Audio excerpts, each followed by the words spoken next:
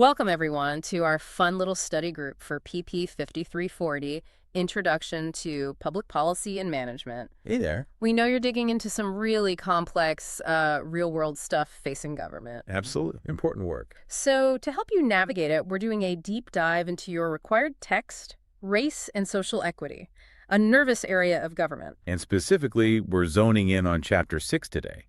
It's called Assessing Agency Performance, the Wisconsin Experience. Right. And our mission really is practical, but wow, profoundly important. We want to unpack how government agencies can actually do the work. Yeah, how do you move beyond just saying you care about equity? Yeah. How do you assess if racial disparities actually exist in your programs? And crucially, what's the process for doing that, especially when it's such a sensitive, difficult area, potentially explosive even? It really can be. And, before we even look at data or specific policies, we need to set the stage a bit. Understand the legal and philosophical weight here. Good point. Because the readings make it clear this isn't just about, ticking a box for good government. Not at all. It's fundamental. We should probably start with that quote from John Rohr back in 1989. Oh, yeah, the one about race in American politics. That's the one. He said, "It is perhaps no exaggeration to say that questions of race, in one form or another, have been the most important issues in American politics." That really puts it in perspective. It does. So when an agency decides, okay, we're going to do a formal, rigorous self-assessment on racial equity, they're not just managing a program.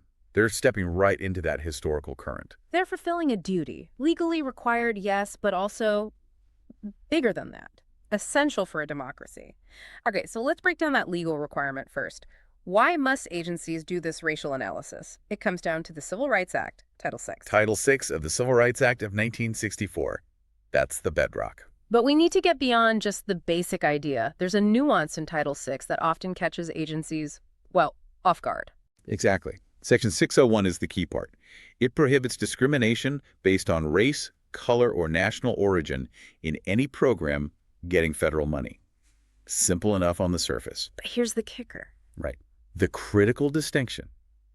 Title VI prohibits not just obvious, intentional discrimination, someone actively deciding to treat people differently because of race, malice involved. Which is clearly wrong, obviously. Obviously. Right. But it also prohibits procedures, criteria, or methods that look totally neutral, completely fair on paper, but end up having a discriminatory effect, a disparate impact based on race, color, or national origin. That's such a huge point, the discriminatory effect. That changes everything, doesn't it? Completely shifts the burden. An agency can't just throw up its hands and say, well, we didn't mean to discriminate. Nope. They actually have to look at the outcomes. They have to show that their seemingly neutral rules aren't accidentally creating worse results for minority groups. So it moves from blaming individuals like you're a bad person to looking at the system. Precisely. It's about systemic impact. When policies, even ones designed with the best intentions, end up disproportionately harming certain racial groups, maybe because of where services are located or the paperwork favors people with more resources. Or transportation issues. Exactly, things like that. If those neutral rules lead to bad outcomes, that's potentially a Title VI violation. And that means the agency has a responsibility to monitor for it proactively. You can't just wait for someone to complain. You really can't. Good government means you have to routinely audit for this kind of disparate impact. You've got to anticipate the outcomes, not just punish bad intent after the fact. Okay, so that's the legal why. What about the how? What's a specific tool government needs? The reading mentions Meyer's definition of race analysis. How does that work in practice for, say, a busy administrator? Myers defines race analysis as the systematic application of the tools of historical and cultural analysis to understand the social and economic circumstances facing blacks and other racial minority group members. Okay, systematic application. Historical and cultural analysis. Sounds complex. How do you apply that to something like sanction rates in a welfare office? Well, it means you don't just look at the numbers in isolation. Right. You have to ask why the numbers look the way they do. Exactly. If you're comparing, say, compliance rates between different groups, historical and cultural analysis means you have to acknowledge the context, the structural barriers that might hit one group harder than another. Like historical lack of access to good childcare or transportation deserts. Or generational wealth gaps that make jumping through bureaucratic hoops way harder for some folks. Race analysis forces the administrator to see that looking at racial disparities isn't like comparing other metrics. It's different from just looking at performance by region or comparing single versus married families. Totally different. Because, as the text says, there's this important emotional and historical context that you just can't ignore. That weight of history shapes present outcomes. You have to factor it in. Which brings us neatly to social equity's place in the whole public administration picture. For a long time, the field focused on the big three: economy, efficiency, effectiveness. The classics. Yeah. And social equity, the fair, just equitable management of public institutions, that was the fourth pillar, the last one added. In the reading notes, it often still feels secondary, less emphasized. Yeah, unfortunately. When budgets get tight or political winds shift, it's often the social equity initiatives, the monitoring, the analysis. They're often the first things on the chopping block. Which really makes you question the definition of good government, doesn't it? Yeah. Lawrence Mead defined it as making and implementing effective policy. Simple. Sounds reasonable. But if a policy is super effective for, say, 80% of the people it serves, gets them jobs, Yes. great outcomes, but it actively or even passively messes things up for the other 20% based on race, can you really call that good government? I mean, I'd argue no. I'd agree. It's incomplete government at best. Effectiveness without equity. That's just administrative justice denied. So good government has to include checking how policies are actually playing out for different racial groups. It must. Because implementation, especially in areas like welfare that we're about to discuss, involves expectations on both sides.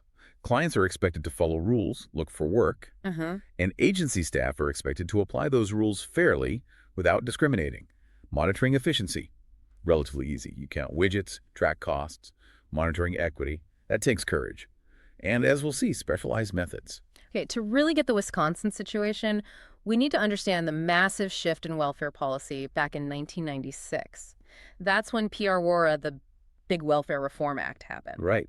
That act basically ended AFDC, aid to families with dependent children, and brought in TANF, temporary assistance for needy families. And that wasn't just a name change, it was a fundamental restructuring. Oh, completely.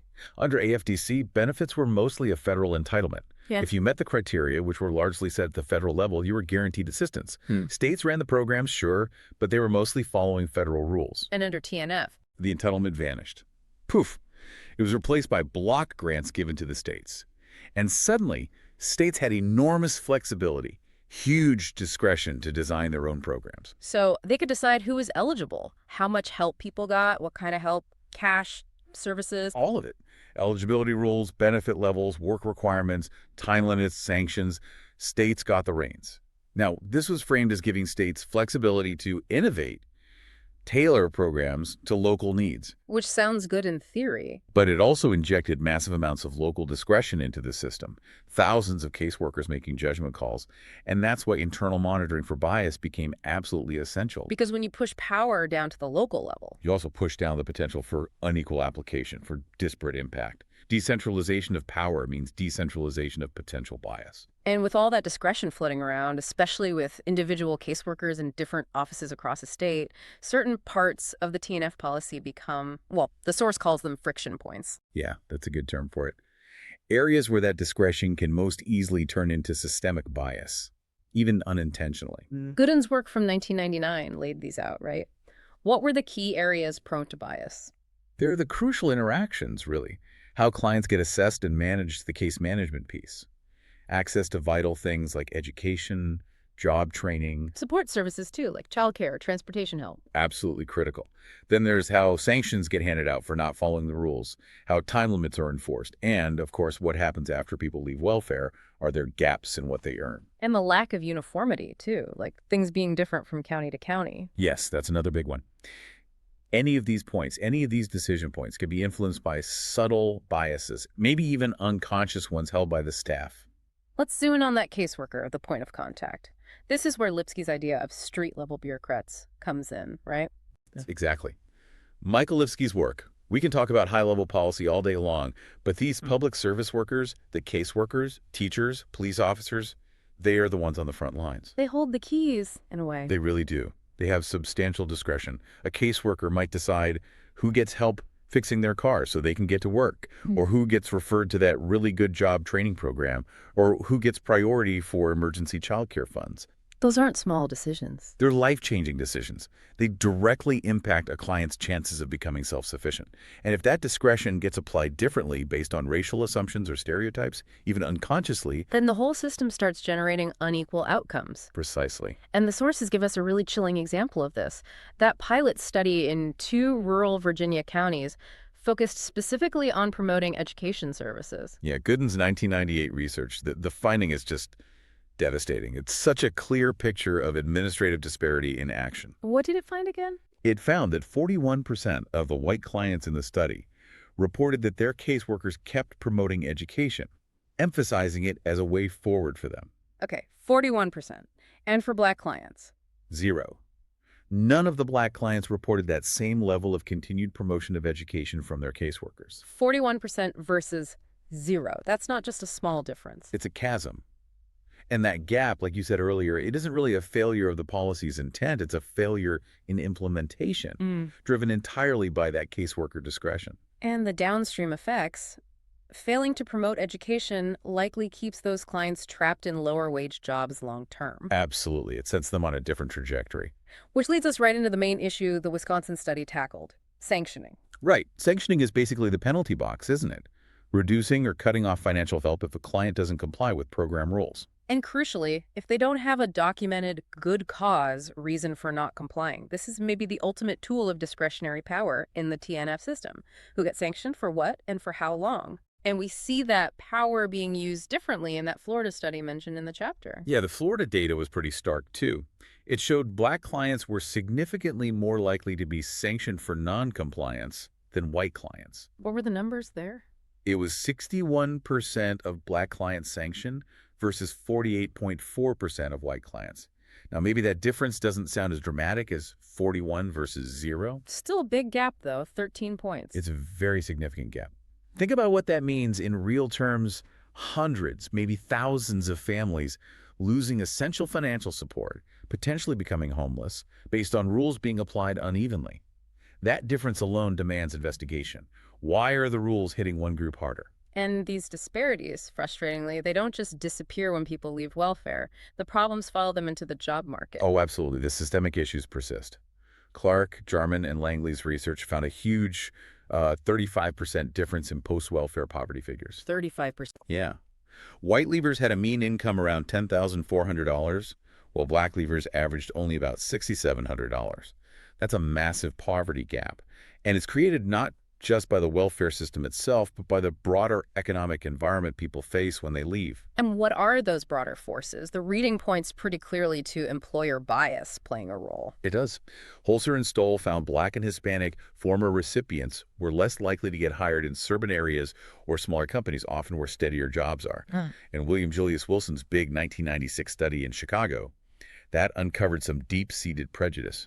He found 74%, almost 3/4 of firms in the area, expressed negative views about inner-city Black workers. 74%. So the welfare agency is telling people you must get a job, but then almost 3/4 of the potential employers have negative stereotypes about them before they even walk in the door. Exactly. The policy basically pushes people into a biased market.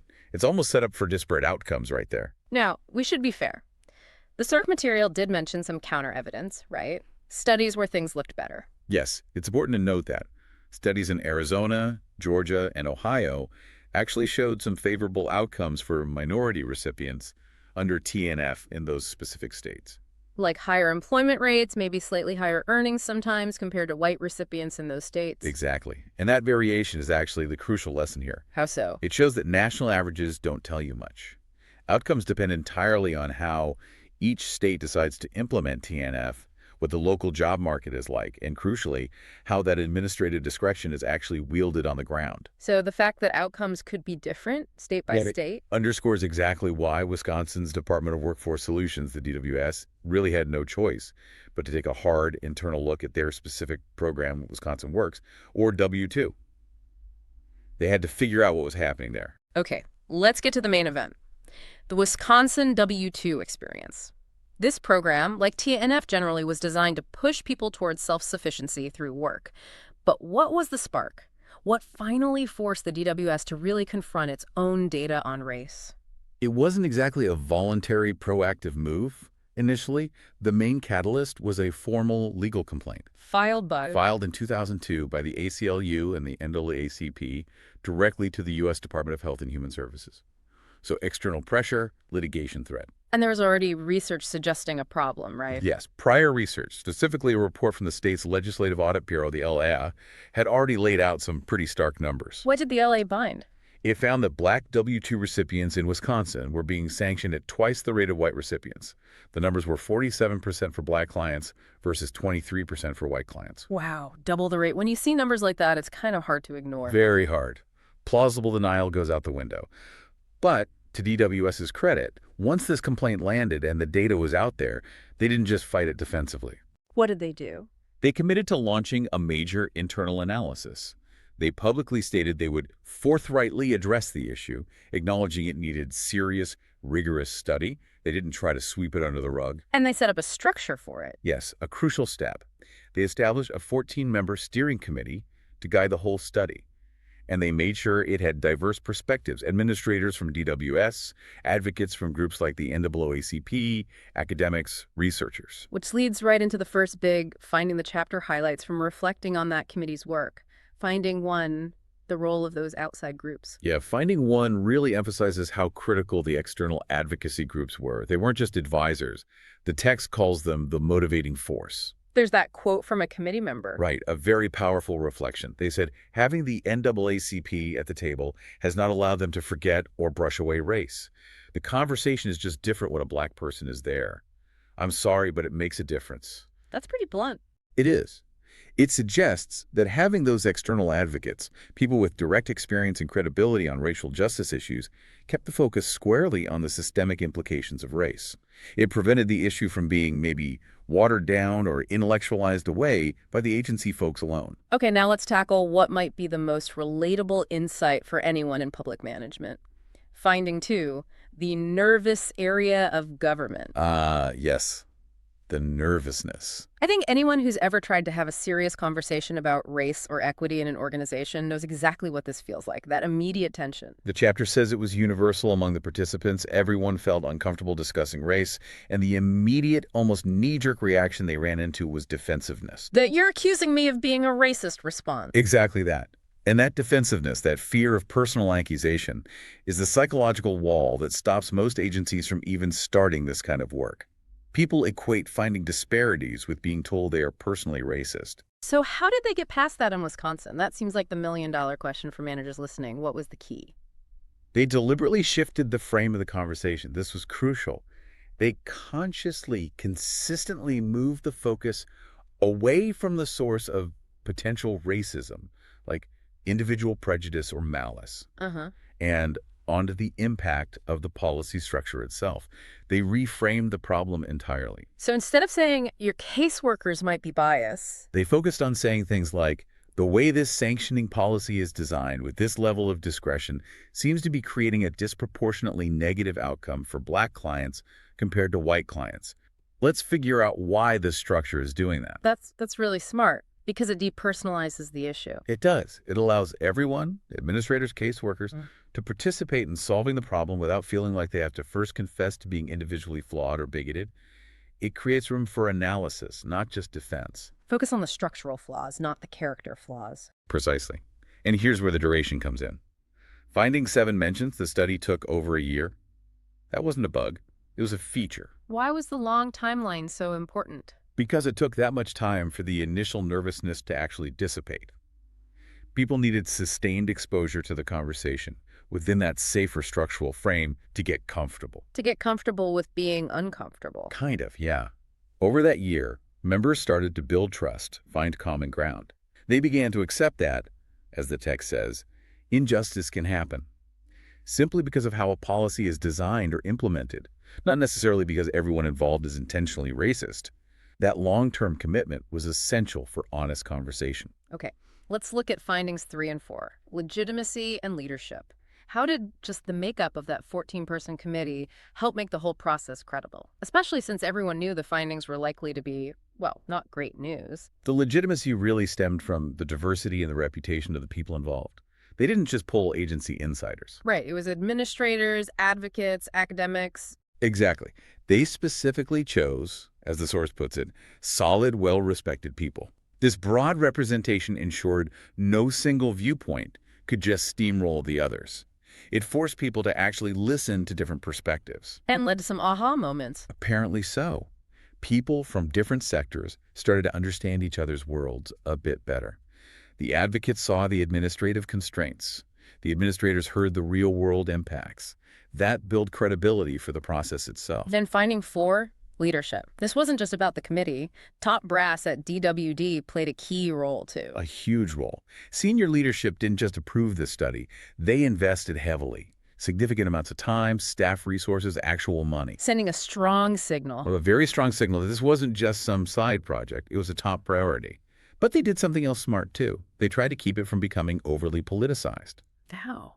They assigned the day-to-day leadership of the study not to political appointees, but to, as one administrator called them, the real worker bees. The mid-level managers, the program specialists, the people whose actual jobs involve making W2 work better on the ground.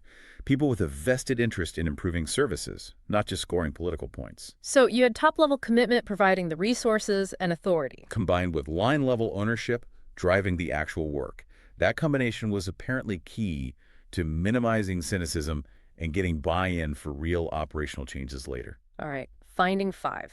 This one feels like pure gold for anyone doing policy analysis or research. Why is that step so absolutely critical? Oh, it's fundamental. This step basically inoculates the findings against political rejection or endless arguments later. How so? Think about it.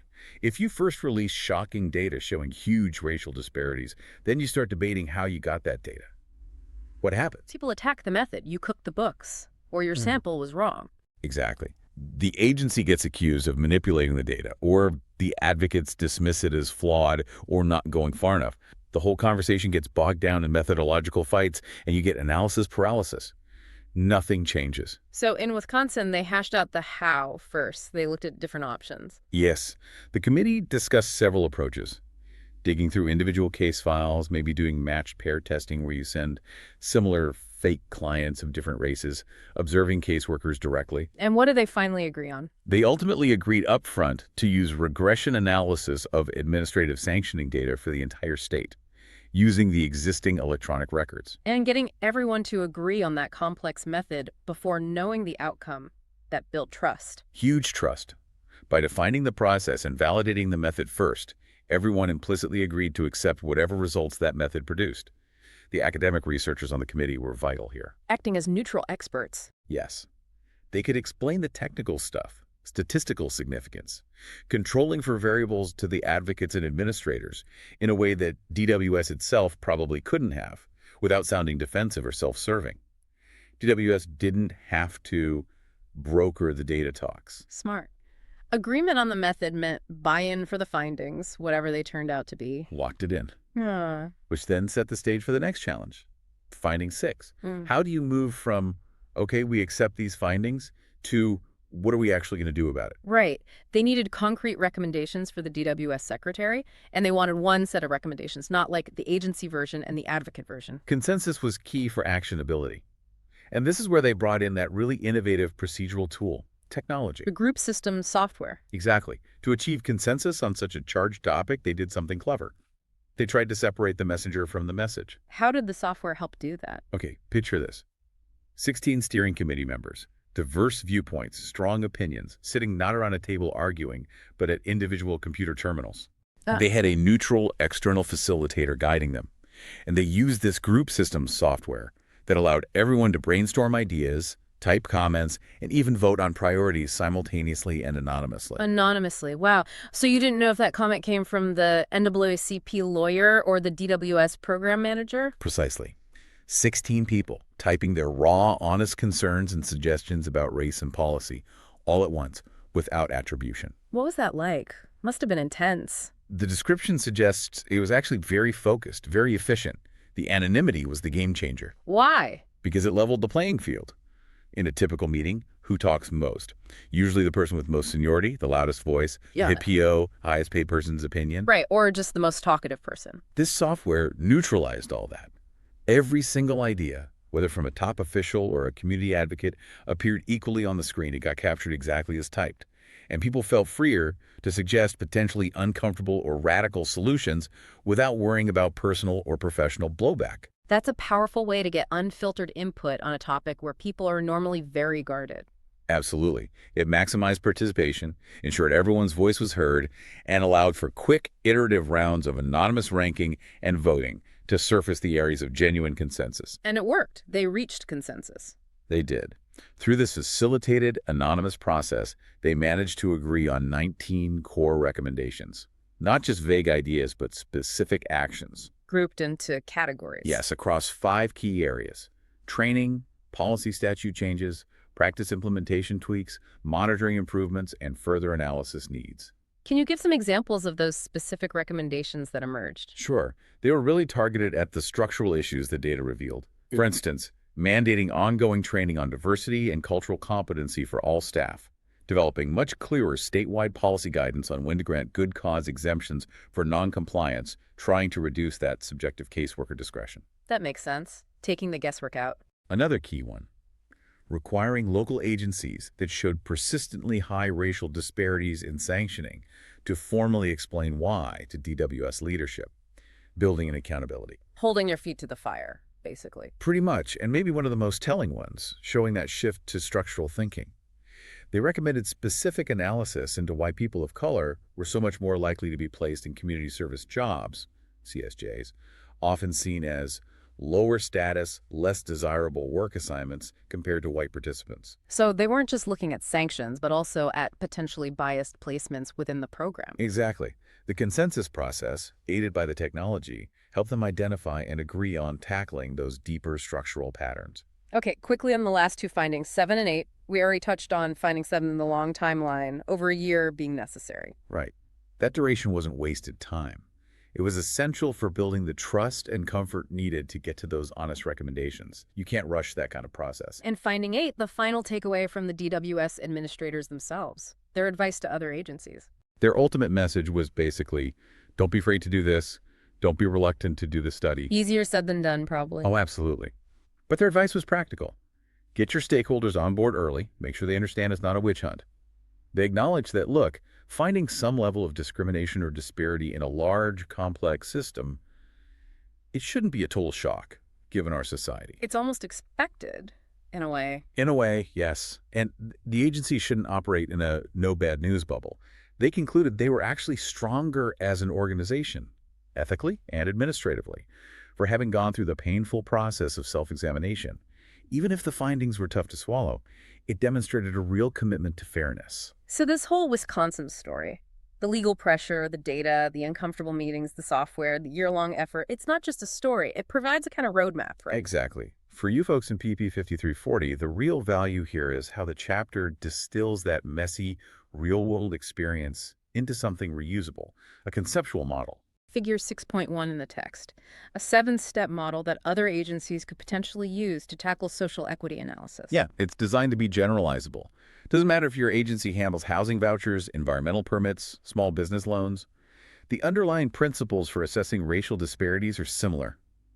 It turns Wisconsin's hard-won lessons into a repeatable process. Okay, let's walk through those 7 steps pretty clearly. How do they flow? Step 1, agency willingness. This is the absolute starting point.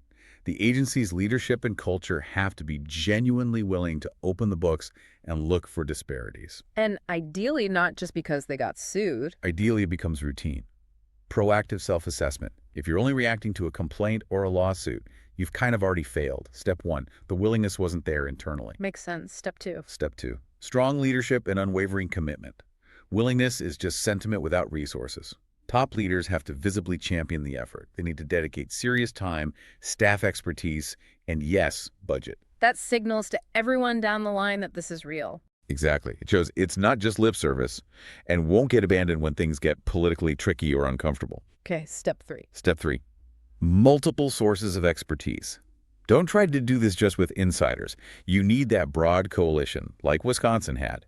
Draw on diverse, respected stakeholders, line staff who know the ground truth, external advocates who bring community perspective, neutral academics who provide methodological rigor, That builds the legitimacy we talked about earlier. crucial for legitimacy. Yeah. And it forces everyone to hear and appreciate those different viewpoints, which is necessary for step 5 later. Step 4, we also hit hard. Agreed upon methodology. The procedural safeguard. You have to hash out how you're going to measure disparities, the research design, the data sources, the analysis techniques, and get everyone to sign off before you run the numbers. Academics playing a key role here in validating the method. Yep. Ensures the approach is sound, defensible, and mutually owned by all the stakeholders. No gotcha moments with the methodology later. And if you do step 4 right, Then step 5. Results. Acceptance becomes much easier. Because the committee was diverse, step 3, and everyone agreed on the method beforehand, step 4, the findings that emerge are seen as valid, not as cooked or biased. you accept the results because you trusted the process that produced them. Exactly. Transparency and that deliberate process build buy-in for even uncomfortable truths. Step 6 addresses the human element, the tension. Step 6, removing the messenger. This is that Wisconsin innovation with the facilitator and the anonymous group system software. You need mechanisms, procedural tools to maximize honest input and prevent the discussion from being dominated by personalities or power dynamics. Focus on the idea, not who said it. Right. It allows marginalized voices to be heard equally and encourages candid feedback, especially when developing recommendations based on sensitive findings. And finally, if you manage step 6 well. You achieve step 7, consensus on core recommendations. The facilitated, often anonymous process helps funnel all that diverse input into a single, actionable set of priorities. The agency leaders get clear, unified advice on what needs to change, which is much more powerful and easier to act on than competing lists of demands. #tag outro. That model really lays it out clearly. It takes this huge, intimidating task, honestly, examining potential systemic racism inside your own organization, that nervous area, and breaks it down. 7 manageable steps. Yeah, it provides a structure for promoting administrative justice, for making fairness a core operational goal, not just a slogan. And those lessons from Wisconsin needing the outside push from advocates, the value of taking enough time, the absolute necessity of agreeing on methods up front, those feel like universal truths for public managers. Immensely valuable, I think, for anyone working in or studying public service. It shows how difficult but necessary change can happen. But you hinted earlier, the study itself, even getting those 19 recommendations, that's not the end of the story. What's the final, ultimate challenge? Ah, yes. The investigation, the analysis, getting the recommendations, that's a huge accomplishment. But it's only step 1, in a larger sense. The real mountain to climb is the timely implementation of those recommendations. Actually doing the things the committee said needed to be done. Exactly. It takes sustained administrative courage and political will to actually retrain staff, rewrite the policy manuals, change the intake procedures, reallocate budgets to support equity goals. That's the second half of the equation. Without concrete action and follow-through, the whole deep dive just becomes another report gathering dust on a shelf. A critical point. The analysis is necessary but not sufficient. Implementation is where the rubber meets the road for social equity. Absolutely. Which leaves us with a final thought for you, our listeners, to maybe chew on as you continue your studies in PP 5340. The Wisconsin team found that using that specialized anonymous software really helped. It neutralized the debate, focused people on the message, not the messenger. So the question for you is, how could you apply that same core principle, separating the person from their idea, especially using anonymity or structured processes in your own world, maybe in your workplace or your study groups here, or even thinking about broader civic discussions? How can removing the messenger help tackle complex, emotionally charged issues more effectively? Something to think about. The power of process and sometimes anonymity in driving honest, productive conversation. Definitely food for thought. Thanks for diving deep with us today. My pleasure. Great discussion.